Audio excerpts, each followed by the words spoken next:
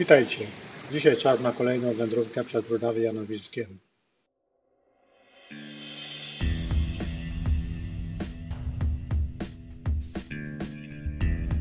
Moim celem jest zamek Bolczów, który jest perłą Rudaw. Jego ruiny wznoszą się na skalistym występie tuż nad potokiem Janówka. Zamek Bolczów to dziś chętnie odwiedzane miejsce, do którego prowadzi łagodna droga, która nie zajmie więcej niż 30 minut marszu z Janowic Wielkich.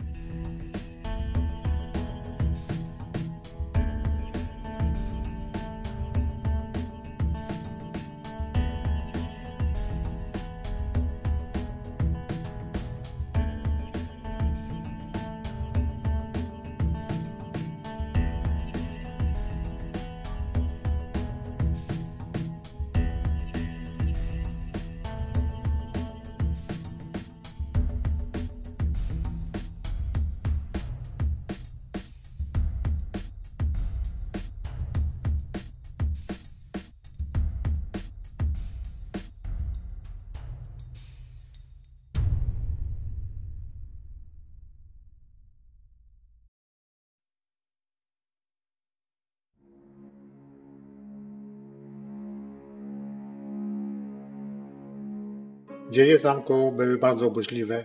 Najstarszą częścią zamku jest zamek średniowieczny złożony z murów obwodowych, budynku mieszkalnego i czworobocznej wieży. Część XV-wieczna składa się z dwóch dziedzińców i muru południowego z otworami strzelniczymi oraz część XVI-wieczna, z której zachowały się mury barbakanu, basteja oraz brama wjazdowa. Dokładna data zbudowania zamku nie jest znana. Prawdopodobnie dokonał tego w XIV wieku rycerz pobliskiego Mniszkowa Klelicjusz w Polsce. Zamek stanowił na początku jego rodową siedzibę. Niestety w okresie wojen husyckich, w związku z poparciem swego pana dla tego ruchu, zamek stał się siedzibą rabusiów napadających na kupieckie karawany. To doprowadziło do interwencji mieszczan wrocławskich i świdnickich, którzy chcąc położyć kres grabieżom, zdobili i zniszczyli zamek. Odbudowany został po zakończeniu wojen husyckich w połowie XV wieku i jednocześnie powiększony o zabudowania podzamcza.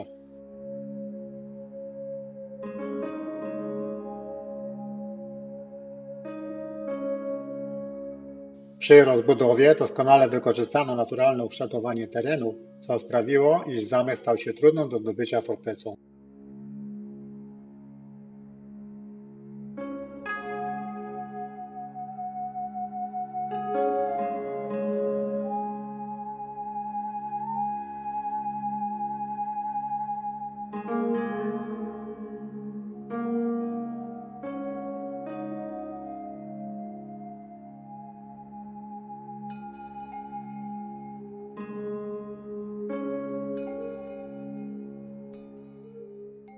Jednym z ważniejszych władców Bolczowa był Justusz Decjusz z Krakowa, ekonomista, finansista, historyk, a przede wszystkim sekretarz króla Zygmunta Starego. Za jego czasów dokonano rozbudowy zamku o wieżę bramną oraz suchą fosę.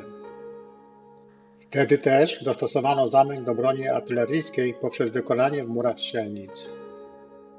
XVII wiek to dla zamku okres dalszej rozbudowy, tym razem już pod okiem Daniela von Szafgottscha. Von Szafgotsch rozpoczął trwające 2 lata pracę przy modernizacji warowni.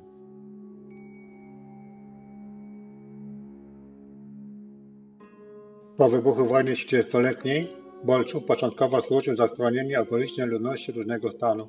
Wkrótce jednak został wzmocniony i obsadzony stałą załogą cesarską. W tym czasie dwukrotnie zdobywały go wojska szwedzkie.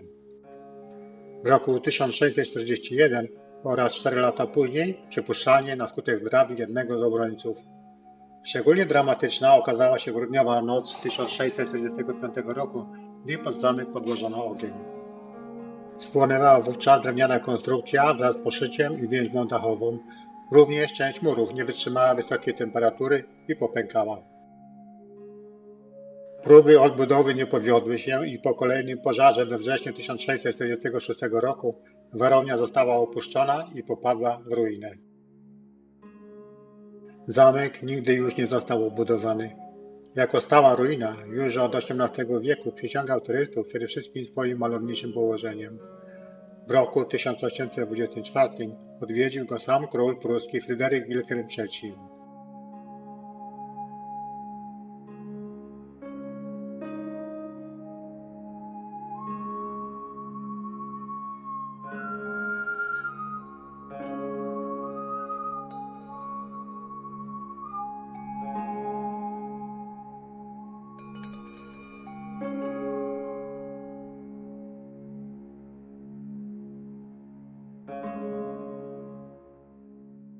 Zamek Bolczów jest wyjątkowy, gdyż jest przykładem sudeckiego zamku skalnego, budowli zbudowanej w oparciu o naturalne formacje skalne, które zostały połączone kamiennymi murami.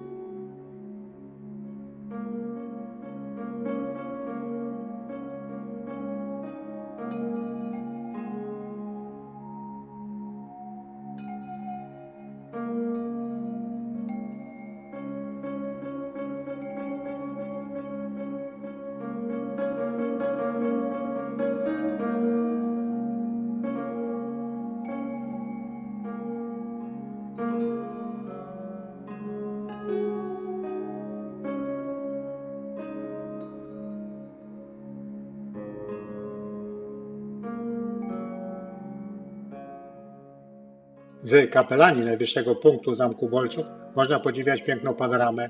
Krzyżna Góra oraz Sokolik są najwyższymi szczytami gór Sokolik. Obydwa szczyty, pomimo niewielkiej wysokości bezwzględnej, stanowią doskonałe punkty widokowe. Z racji charakterystycznego kształtu Krzyżna Góra oraz Sokolik nazywane są cyckami.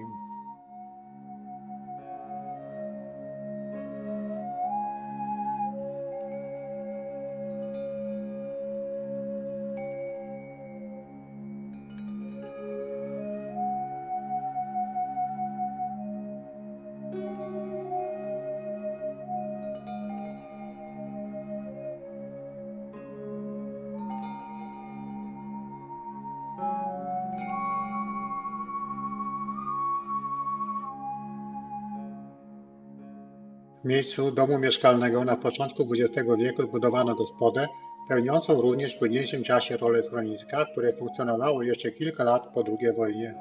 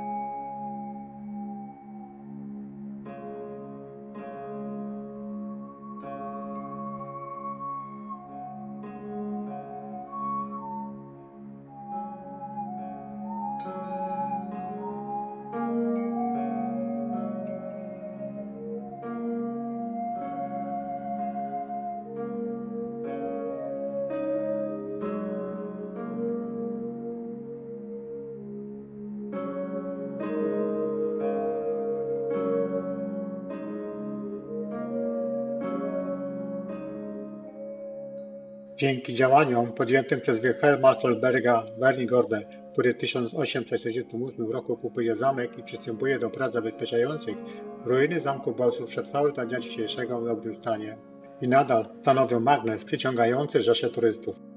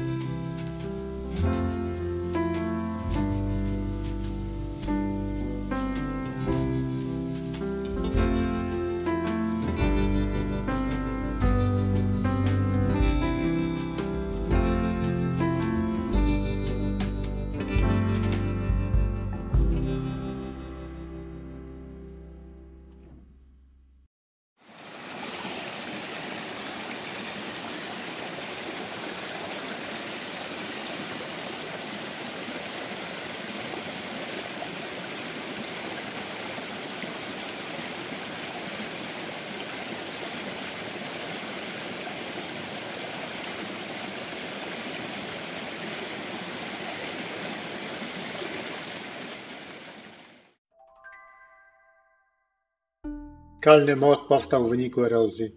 Niewielki skalny pomost oparł się na niszczycielskiej sile natury i dlatego możemy go podziwiać po dzień dzisiejszy. Ciekawostką jest, że skały budujące skalny most charakteryzują się zwiększonym promieniowaniem radioaktywnym.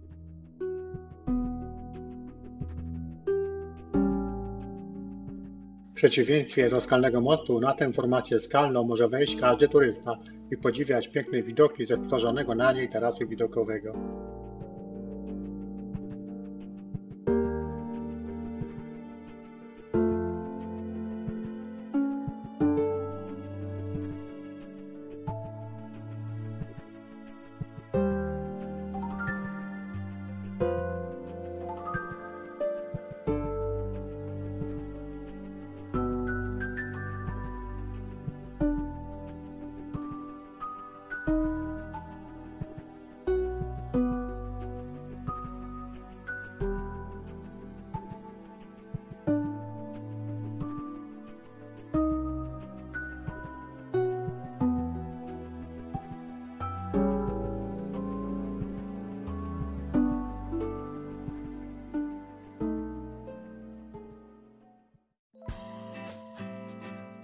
Saraścińskie skały są kulminacją Lwiej Góry.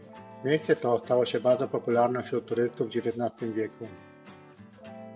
Wszystko za sprawą księcia Wilhelma Hohenzollerna, który stworzył w okolicy park krajobrazowy ze ścieżkami i miejscami do odpoczynku. W skałach natomiast wykuto schody, a punkt widokowy zabezpieczono poręczą.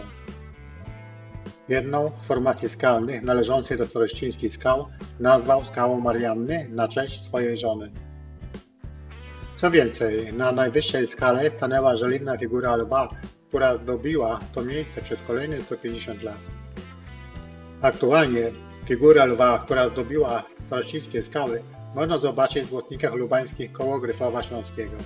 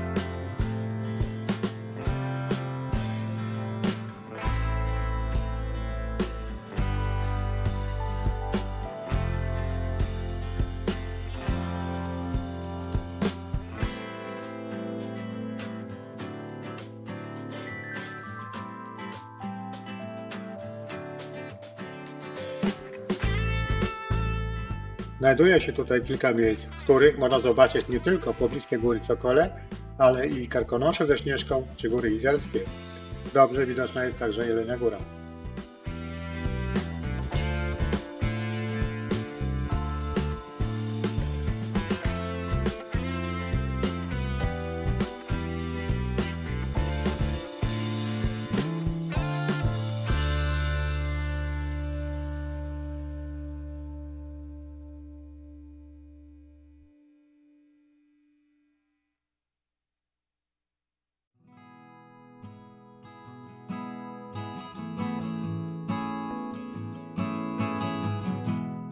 Husyckie skały to efektowne skalne urwisko u podnóża Krzyżnej Góry.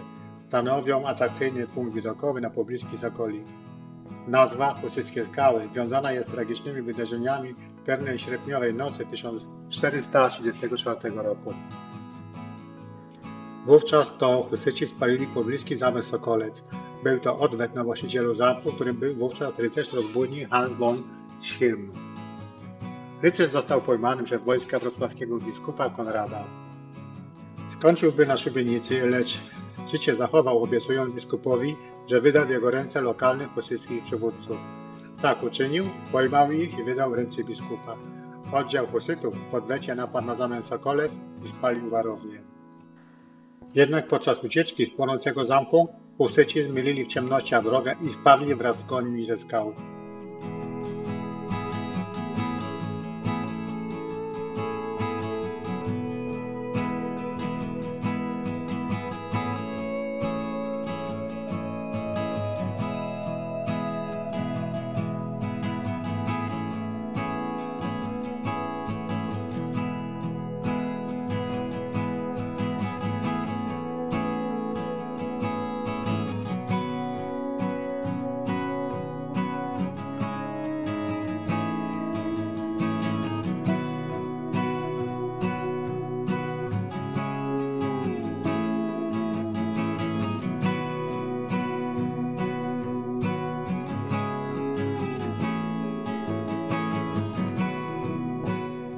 Niegdyś wzgórze znane było jako Sokola Góra. Obecnie wierzchołek zawdzięcza swoją nazwę wysokiemu na 7 metrów metalowemu krzyżowi wieńczącemu szczyt, a który odlany został w 1830 roku. Aby dotrzeć na szczyt tego punktu widokowego, należy się wspiąć po wykutych w skale stopniach.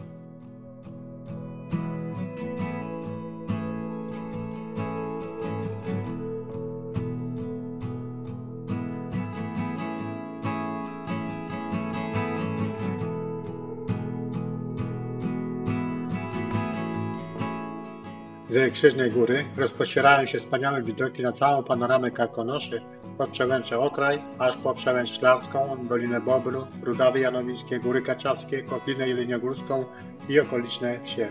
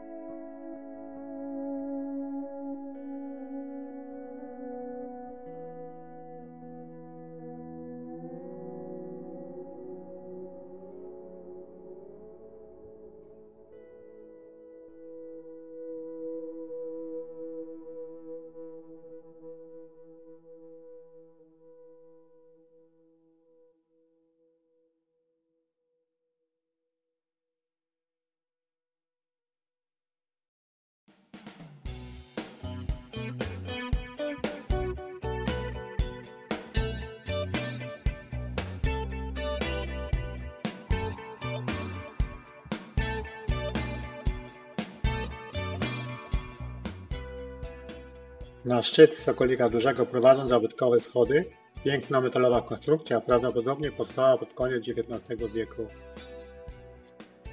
Z czasem wszystkie drewniane schodki i barierki zastąpiono metalowymi, a te przetrwały po dziś dzień. Jeszcze przed II wojną światową na szczyt Sokolika Małego można było dostać się po kładce, która łączyła oba wierzchołki. Jednak pomost z niewiadomych powodów zdemontowano i obecnie na mniejszego Sokolika można się tylko wspiąć.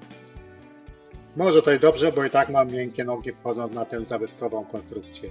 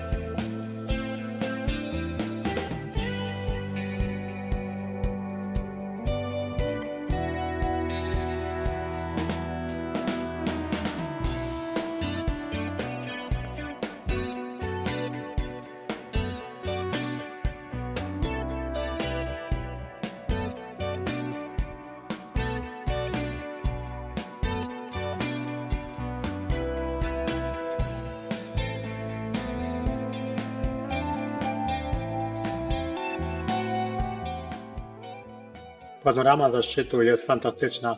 Są Karkonosze, Rudawy, Dolina Bobru, Góry Kaczawskie oraz Ławeczka, w której te widoki można podziwiać. Na Sokoliku kończę moją wycieczkę. Rzadko jest okazja pobyć tutaj samemu, więc jeszcze przez chwilę tutaj zostanę. Dziękuję za wspólną wędrówkę oraz zapraszam do oglądania innych moich filmów.